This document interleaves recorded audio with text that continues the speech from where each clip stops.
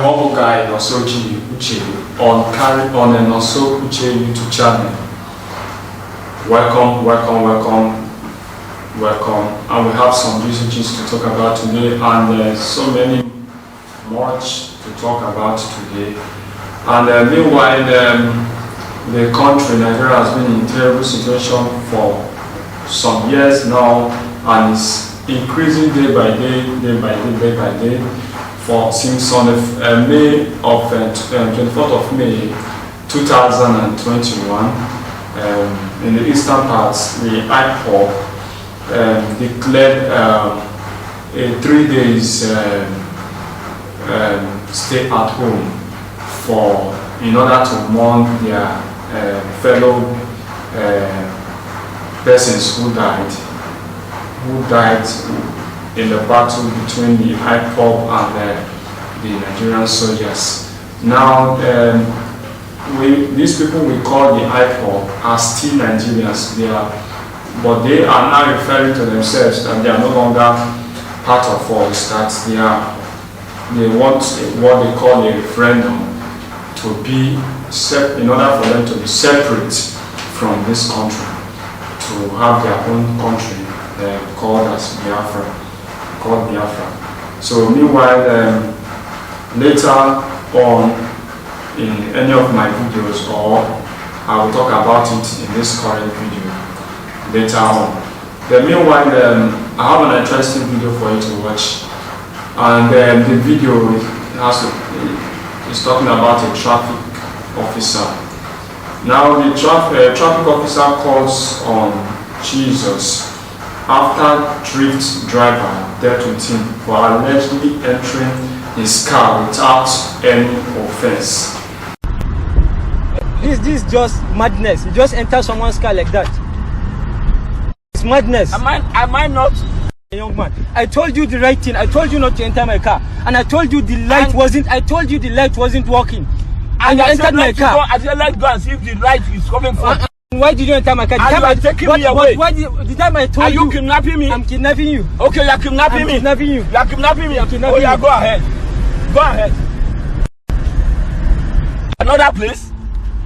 You are taking away from where. Oh God! Jesus! Go down from my car. Go down. Please, you are very please, stupid. Go down. Please, Go down. please. Go down from my car, idiot. I'll drift away your life. Madness. Useless policeman. He just entered my car like that. Wawa jahili koi.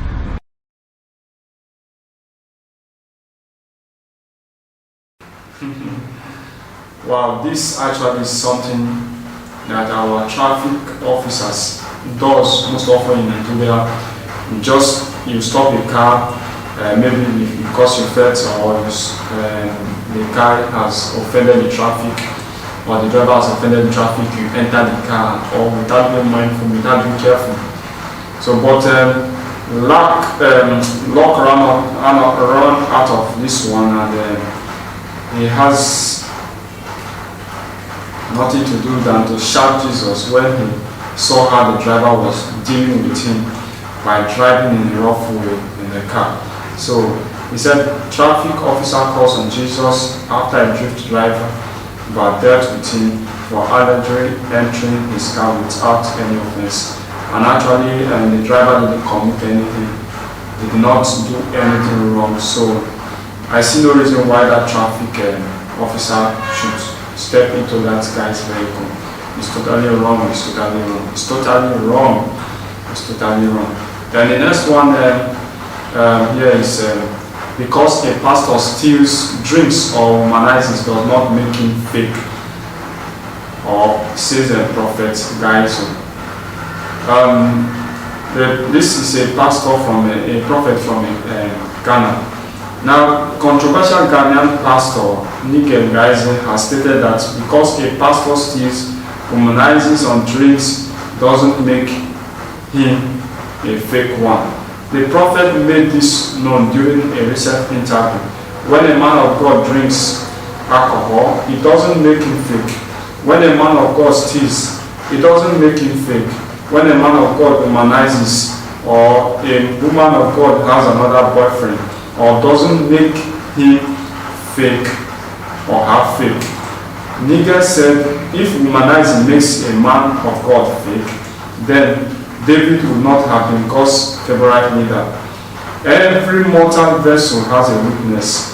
What makes a man of God fake is when he changes his covenant.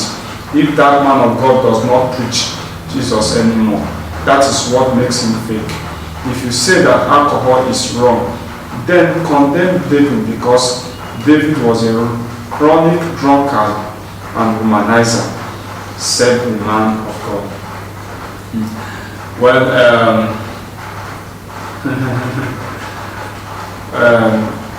actually David was a womanizer in the Bible, and he was a drunkard too. And I remember when he took the wife of one of his army, I think Uriah, something like that, I might be wrong or right, Uriah, and where he sent Uriah to the battlefield and placed him at the war front, knowing fully well that they will kill him, so that he can have access to his wife. And actually he collected the man's wife and all. So David actually, what he said is not wrong. It's not wrong for David, because David was a womanizer and also a drunkard. But I think God also dealt with him before David repented of all those things and fully concentrated on God and serving God.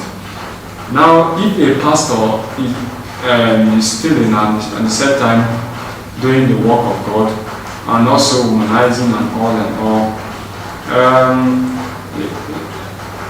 people have the right to call him a fake pastor, because as a pastor or prophet you have to live an exemplary life of whatsoever you are preaching to the people, so that they can follow your ways and be guided to the right step of serving God Almighty. So if you have anything to talk about this thing I've just talked about now, please put it on the comment section and let's see your view there. Now, never marry, the next one is never marry a jobless woman out of pity. Let her get something doing first. Yes, never marry a jobless woman out of pity. Let her get something doing first. Now, somebody commented on that post and said, if you as a man have a job and your earning can't sustain you and your wife, then you don't have to marry. Women are not created to toil with a man, but to receive and be taken care of. If you marry and your wife decides to assist you financially, and then thank God, but don't make it a condition for marriage. You as the man should be financially stable. Before getting into marriage. Yes, marriage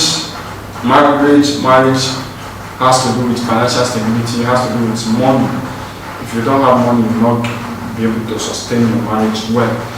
And then, right from the Bible made us to know that women are just there to assist us, assist man.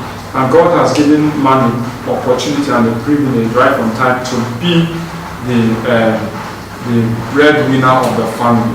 Yes, he told Adam and Eve when they offended God, and he told them that you till the soil to feed your family and take care of your wife and all.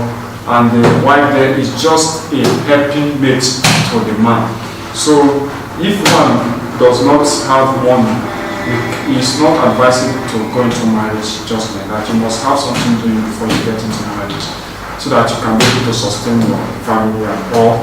So if you have anything to talk about this, please put it on the comment section and all. Now, an interesting post from Ritadonik. He said, "We are watching Nigeria ship into anarchy."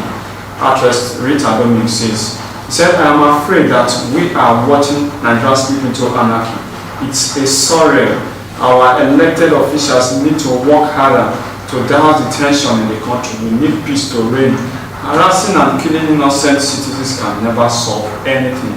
Yes, and it is true. This country is taking another shape entirely, a totally bad shape, and we are seeing our country going into anarchy. Yes, a system whereby the citizens have no right to say or have no right to protest freely without being hurt. So, well, if you have anything to talk about this, please put it on the comment section below. Now, over here, Bobrisky gives update on his boot surgery. You remember last year, Bobrisky said he will be going on total transformation. He will travel now to transform his body from being a male to a female. Now he has traveled out.